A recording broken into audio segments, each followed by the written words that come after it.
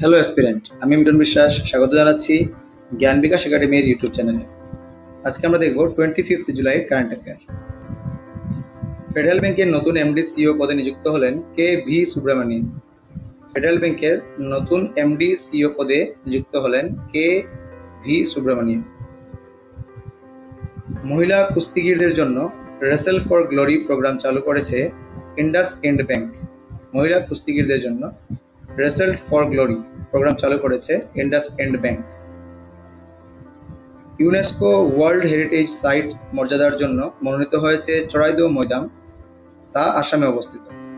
UNESCO world heritage site এর মর্যাদার জন্য মনোনীত হয়েছে চড়াইদেও মৈদাম, যা আসামে অবস্থিত। Institute of cost accounts of India ICMAI এর নতুন প্রেসিডেন্ট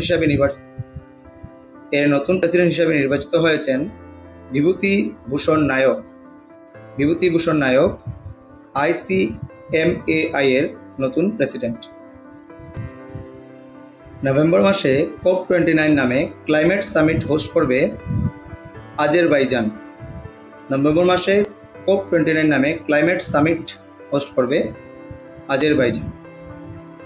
হেনলি পাসপোর্ট ইন্ডেক্স 2024-এ ভারতের স্থান 82, প্রথম স্থানে রয়েছে সিঙ্গাপুর।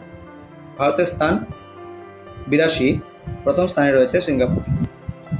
সম্প্রতি 93 বছর বয়সে মারা গেলেন অর্থনীতিবিদ সিটি কুরিয়ান। 93 বয়সে মারা গেলেন economist C T Kurian. Swedish open 2024-এ পুরুষ বিভাগে সিঙ্গেল টাইটেল জিতলেন পর্তুগালের টেনিস খেলোয়াড় নিউনো বর্গেস। সুইডিশ ওপেন 2024 পুরুষ বিভাগে সিঙ্গেল টাইটেল জিতলেন পর্তুগালের টেনিস খেলোয়াড় নিউনো বর্গেস। নিজস্ব ব্র্যান্ড লঞ্চ করার জন্য ফ্যানকোড শপ এর সাথে চুক্তি করলেন ভারতীয় ক্রিকেট প্লেয়ার হার্দিক পান্ডিয়া। নিজস্ব ব্র্যান্ড লঞ্চ করার জন্য ফ্যানকোড শপ এর সাথে চুক্তি করলেন ভারতীয় ক্রিকেট খেলোয়াড় হার্দিক পান্ডিয়া। এস্তোনিয়ার নতুন প্রধানমন্ত্রী হিসাবে শপথ গ্রহণ করলেন ক্রিস্টিয়ান মিচেল। আজকের মতো কারেন্ট অ্যাফেয়ার এই পর্যন্তই। দেখা হচ্ছে নেক্সট কারেন্ট অ্যাফেয়ারের আরেকটি ভিডিওতে।